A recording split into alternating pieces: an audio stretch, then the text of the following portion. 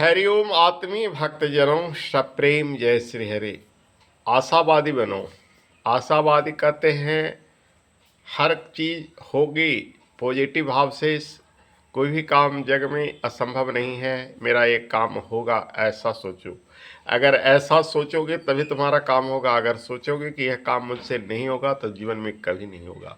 इसलिए इंसान वही है जो आशावादी हो, निराशावादी नहीं। कुछ ऐसे इंसान होते हैं ना जो निराश हो जाते हैं, यह काम मुझसे नहीं होगा, तो नहीं होगा तो समझ लो कि नहीं होगा। जो इंसान सोचते हैं कि यह काम मुझसे होगा, भले ही वो काम कितना ही मुश्किल क्यों ना हो, असंभव भी क्यों ना हो, लेकिन आशावादी मनुष्यों की काम होती है। मैंने अपने विद्यार्थी जीवन में बिहारी लाल के एक दोहा पढ़ा था, बहुत ही सुंदर। यही आशा अटक क्यों रहो, अली गुलाब के मूल, ऐ हैं फिर बसंत ऋतु, इंडारन वे फूल। अली भौरा को कहते हैं, और गुलाब के मूल यानी गुलाब के जड़ के पास भौरा चिपका रहता है कि आज नहीं तो कल बसंत ऋतु फिर आएगा, इन सूखी डालियों पर फूल लगेगा। और बसंत ऋतु आता ही है और फिर भंवरे फूल पर मंडराते ही हैं। तो कहने का तात्पर्य यह हुआ कि जो मनुष्य आशावादी होगा उसके जीवन के हर काम संभव होंगे। जो मनुष्य निराशावादी होगा उसका कोई भी काम उसके जीवन में कभी भी संभव नहीं होगा। छठ व्रत में एक पंडित जी भी कहते थे कथा कि 4 माई है, आसमाय, प्यासमाय और 2 माई पता नहीं, भूल गया हूँ, जिसमें आसमाय जो है सबसे बड़ी माई है, प्यासमाय से यानी भूख माय, और नींद माय, ये 4 माई याद आ गया कहते कहते। पंडित जी अपनी कथाओं से कहते थे 4 माई है, चारों को माई बता दी थे, आसमाय, प्यासमाय, भूखमाय या नींदमाय। यानी मनुष्य के जीवन में आशा, प्यासा, भूख और नींद, ये 4 चीज होता है, उसी को माई कह के कथा में कहते थे। जिसमें सबसे बड़ी आस समय है। भूख के बिना भूखे रख सकते हो, 1-2-4 दिन नींद के बिना भी रह सकते हो, और प्यास के बिना भी रह सकते हो, लेकिन आस के बिना एक पल भी जीना मुश्किल है। हर कोई आशावादी होता है और आशा ही जीवन की सबसे बड़ी मूल है। संतान जन्म देता है माता पिता इस आशा को लेकर कि आज हम इसकी सेवा कर रहे हैं, कल हम बूढ़े होंगे तो वो सेवा करेगा। भले ही आज वो सारी संतानें तो नहीं, अधिकांश संतानें नालायक हो जाती है और उसे वृद्धा आश्रम में रहने के लिए तत्पर कर देती है, परंतु हर माता पिता की यह आस होती है कि हमारा बच्चा हमें देखेगा। बच्चा जन्म देने का जो प्रक्रिया है वो संभोग एक सुख है, इसके लिए नहीं, बल्कि हमारा वंश परंपरा शाश्वत चलता रहे। और बहुत बड़ी देन है, वह आशा है कि वह मेरी सेवा भी करेगा, पितरों को तर्पण भी करेगा, आदि आदि। व्यापार लोग लगाते हैं, कल क्या होगा यह कोई नहीं जानता है। व्यापार में लाखों करोड़ों पूंजी लगा देते हैं आशा को लेकर कि मेरा व्यापार चलेगा। भले ही उनके पास ग्राहक कम आए या पूंजी के अनुकूल नहीं आए, उन्हें व्यापार में लाभ हो या घाटा ये नहीं सोचते हैं, लेकिन व्यापार में रुपए लगा देते हैं, यही आशा को लेकर। इसलिए आशा जरूरी है। विद्यार्थी परीक्षा देते हैं, विद्यार्थी का जीवन एक तपस्वी का जीवन होता है, तपस्या की तरह ही होता है विद्यार्थी का जीवन। बहुत बड़े तपस्वी होते हैं विद्यार्थी। सुबह उठना समय पर, किताबों के बोझ पीठ पर लदे रहना, स्कूल समय पर जाना, समय पर स्कूल से आना, ये सारी की सारी प्रक्रियाएं तपस्या नहीं तो और क्या। पढ़ने के पीछे भी हमेशा पागल बने हुए रहते हैं, डॉक्टर बनेंगे, इंजीनियर बनेंगे, आदि आदि। किस लिए? क्योंकि वो आशावादी हैं। और वही विद्यार्थी सफल होते हैं, उन्हीं की आशा सफल होती है जो बिल्कुल आशावादी होते हैं और परीक्षा में पास भी करते हैं। उसमें जो फेल करते हैं, जो कम मेहनत करते हैं, जो नेगेटिव थिंकिंग करते हैं, वही फेल करते हैं। ये रही विद्यार्थियों की बात। कृषक को लीजिए, किसान आशा लेकर बीज बोता है। कभी अतिवृष्टि होती है, कभी अनावृष्टि होती है, जिस कारण से फसल बर्बाद हो जाते हैं। कभी कीट वगैरह वगैरह, कभी कुछ जानवर फसल को चर जाते हैं, लेकिन किसान खेती करना नहीं छोड़ता है। उसके पास एक आशा होती है कि हमारे फसल जरूर होगी। भक्त आशावादी होता है, भक्ति करता है कि भगवान आज नहीं तो कल जरूर मिलेंगे। सबरी बाल्यकाल से घर को त्याग दी थी और वृद्धा होने के बाद भगवान राम मिले थे। आज की तरह पढ़ने लिखने वालों की तरह वो जमाना नहीं था कि आज शादियां 25-26 में होती है। उस जमाने में शादियां 10 वर्ष से कम उम्र में हो जाती थी। सबरी की शादी उस बाल्यावस्था में हो रही थी। सबरी भाग गई और जंगलों में, आश्रमों में रहना शुरू कर दी। सबरी माई बन गई, जगत की माई, राम की माई। भगवान राम दर्शन दिए। सोच लो कि 10 वर्ष की कम उम्र से लेकर वो 100 वर्ष की उम्र तक कितने दिन तक तपस्या के राम मिलेंगे, तो राम जरूर मिले। जो आशावादी होता है उसके काम होते हैं, जो निराशावादी होता है उसके काम कभी नहीं होते हैं।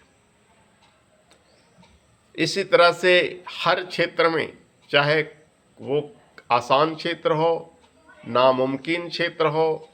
वैज्ञानिक एडिसन गरीब बालक था, बहुत कम पढ़ा लिखा हुआ बालक था, लेकिन उसने बल्ब बना लिया।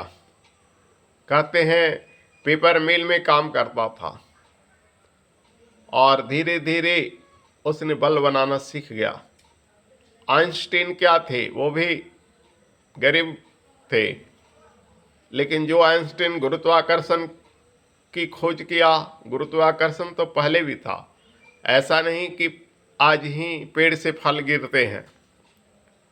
पेड़ से फल लाखों करोड़ों वर्षों से पहले गिरते थे, लेकिन गुरुत्वाकर्षण की शक्ति पृथ्वी में है। इस बात को, इस सिद्धांत को प्रतिपादन करने वाला आइंस्टीन एक गरीब छात्र था, जो इतना बड़ा वैज्ञानिक बन गया। तो आशावादी बनो। तुम्हारे पास 1 रुपया क्यों नहीं है? बहुत सारे ऐसे लोग हैं जो बिल्कुल गरीब थे लेकिन करोड़पति बन गए। वैसा वही बने जो आशावादी होते हैं। और आशावादी होने के लिए मनुष्य के जीवन में नवीन कल्पना होनी चाहिए। कल्पना करना कोई बुरी बात नहीं है। तुम कल्पना करो, नवीन कल्पना करो। आपने यह कविता सुना होगा। न रहो न निराश करो मन को, कुछ काम करो, कुछ काम करो, कुछ तो उपयुक्त करो तन को। यह जन्म हुआ किस अर्थ हो, समझो जिसमें व्यर्थ न हो, कुछ तो उपयुक्त करो तन को, न रहो न निराश करो मन को। ये सारी कविताएं क्या कहती है कि आशावादी बनो। और साहित्य एक ऐसा विषय है मनुष्य को जीने के लिए नई राह देता है। जो साहित्य में रुचि नहीं लेता है, वैसे ही मनुष्य आत्महत्या करते हैं। जो निराशावादी होता है, वैसे ही मनुष्य आत्महत्या करते हैं। वरना जीने की आस अगर कोई देता है तो आशावादी कभी आत्महत्या नहीं करते, क्योंकि उन्हें आशा होती है आज नहीं तो एक कल जरूर होगा।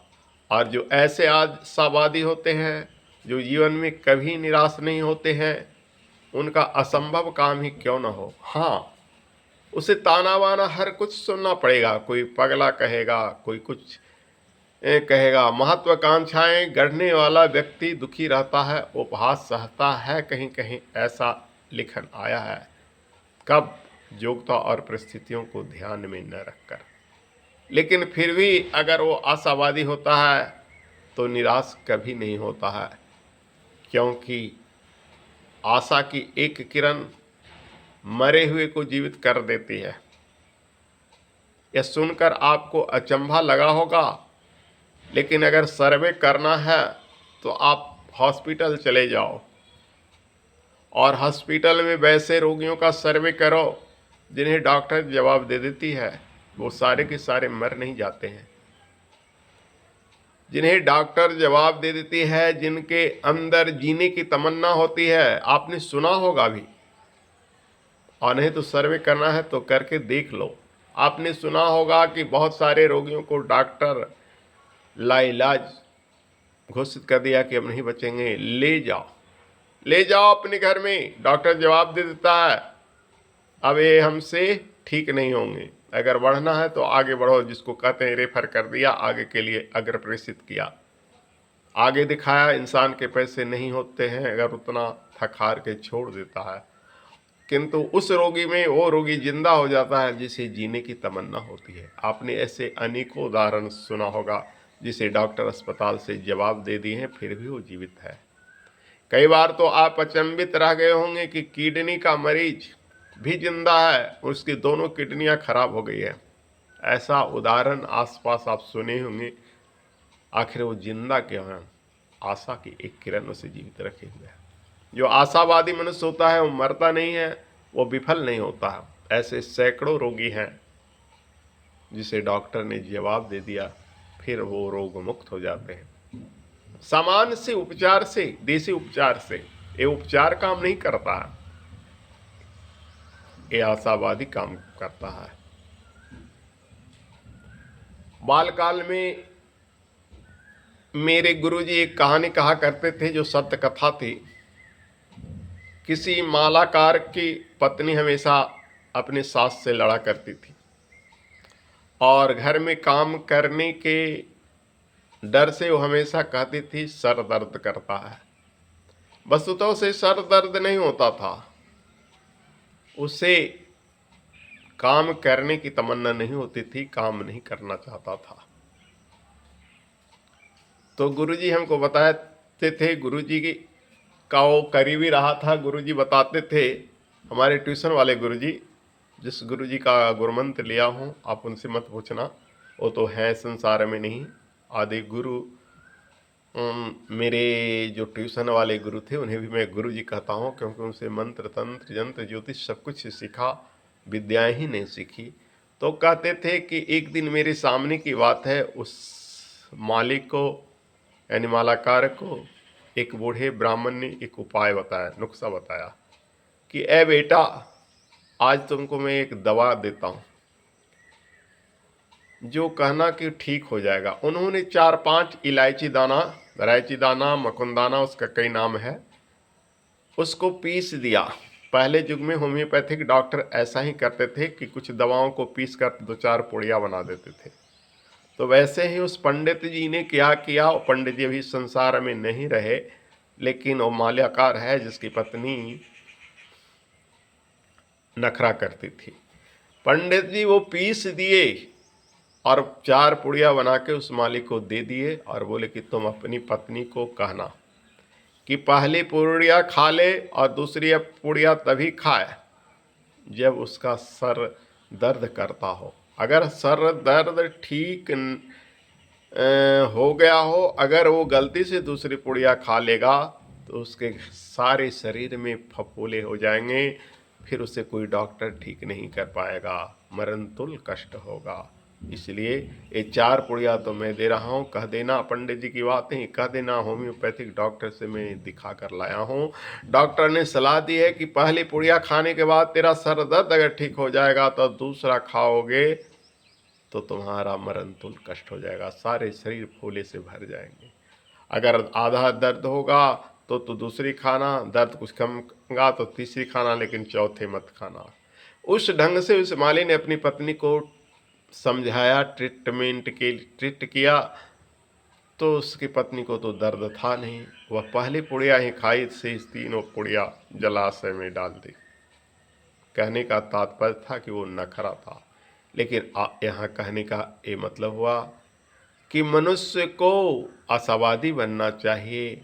जो आशावादी होता है, जो जीवन में आशा ही रखता है, वो कभी निराश नहीं होता है किसी भी कष्ट में। वो आशावादी था। पंडित जी की नुस्खा काम कर गई, पंडित जी से आशा लेकर व्यक्त किया अपनी घर की हाल, तो पंडित जी ने बताया। साधु महात्माएं भी ऐसे ही नुस्खा बताते हैं। तो कहने का तात्पर्य बहुत सारा चीज़ है ना कि जो कि आशावादी मनुष्यों के लिए काम कर जाता है। मैंने देखा, मेरे करीब का एक मित्र एक दिन मिलने के लिए आया और वह जीवन से बिल्कुल निराश हो चुका था। उस समय हम इंटर में पढ़ रहे थे और वह बोला कि ये मुलाकात मेरी आखिरी मुलाकात है। मेरा सर चकराया। मैंने पूछा, भाई क्या बात है? फपक कर रो पड़ा और अपनी सारी कहानी कह दी। मैं कहा, अरे बुज़दिल, आर्थिक कठिनाई से कोई थोड़ी आत्महत्या करता है?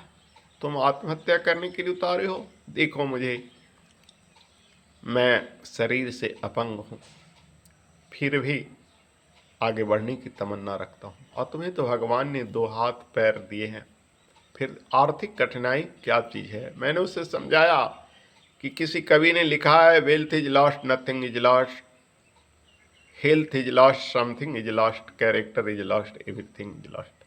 वेल्थ इज लॉस्ट, धन गया कुछ नहीं गया, धन तो कुछ है ही नहीं। Health is lost, something is lost, मैंने उसे समझाया। स्वास्थ्य गया तो कुछ गया, मेरा स्वास्थ्य गया है तो कुछ गया। बहुत सारी कठिनाई होती है, तुम्हारे जैसा गांव में घूम टहल नहीं सकता हूँ इस स्वास्थ्य के कारण। But character is lost, everything is lost, जिसका चरित्र चला गया वो सब कुछ चला गया। इसलिए कैरेक्टर को बचा कर रखा, सब कुछ बच के रहा। तुम कैरेक्टरवान हो, आगे चरित्र है। वेल्थ तो आ जाएगा। वेल्थ क्या है? हाथ की मैल की तरह है। जैसे हाथ में अगर थोड़ा बहुत हो तो आप कभी सावन से देखते हो ना, उसकी गंदगी छूटते है, वैसे ही वेल्थ है। तुम्हारा मेहनत करो, फिर वेल्थ आ जाएगा, धन आ जाएगा। वह लड़का जो सुसाइड करने के लिए साधारण सी बात पर उसे परीक्षा फीस नहीं दिया गया। मैंने कहा, पोथी पढ़ पढ़ जग मुआ, पंडित बया न को, 2.5 अक्षर प्रेम का पढ़े सो पंडित हो। हमने कहा, भाई तुम पढ़ने की आशा छोड़ दो, तुम्हें परीक्षा की फीस नहीं दी गई तो पढ़ने की आशा छोड़ दो, क्योंकि पढ़ने से क्या हुआ? सारी जगह में कबीर बाबा ने लिखा, पंडित थोड़े बन गया है, तो तुम्हें पंडित तो बनना नहीं है, विद्वान बनना नहीं है, पढ़ने की आशा छोड़ दो, वेल्थ आ जाएगा। मेरे कहने पर वो व्यक्ति प्रदेश को चला गया और प्रदेश में रहकर इतना धन इकट्ठा किया कि अपनी ग्रामीण एरिया के समीप ही बाजार में ज़मीन लिया, मकान बनाया, सुंदर सा कपड़े का दुकान दिया। आज भी वो मित्र मिलता है तो कहता है, आपकी दिन है। तो मेरी दिन नहीं है, मैंने तो सिर्फ आशा के बीज संचार किए। मेरे पास भक्त जो कहते हैं, बाबा आपसे मिलने की, दर्शन की इच्छा ने मेरे जीवन को निहाल कर दिया, आपकी वरदान। वो जानते हैं कि एक नैष्ठिक ब्रह्मचारी की आशीर्वाद लेकर आ रहा हूँ, लेकिन मैं जानता हूँ कि आशीर्वाद में सबसे बड़ी ताकत आशावादी किरण है। मैं आशा के बीज बोता हूँ, और जो मेरे शिष्य, मेरे भक्त मेरे इन बताए राहों पर चलते हैं, जो आशावादी होते हैं, वो जीवन में हमेशा सफल होते हैं। और 99% व्यक्ति मेरे भक्त आशावादी होते हैं, उनके जीवन में सफलता मिलती है। 1-2 भक्त जिन्हें मैंने लाख समझाया लेकिन निराशावादी हुए, नेगेटिव हुए, उससे कभी सफलता नहीं आया। इसलिए मेरे प्रिय भक्तजनों, मेरे आत्मीय सज्जनों, आशावादी बनो, जीवन में कभी भी निराश मत होना। हरिओम तत्सत। ओम।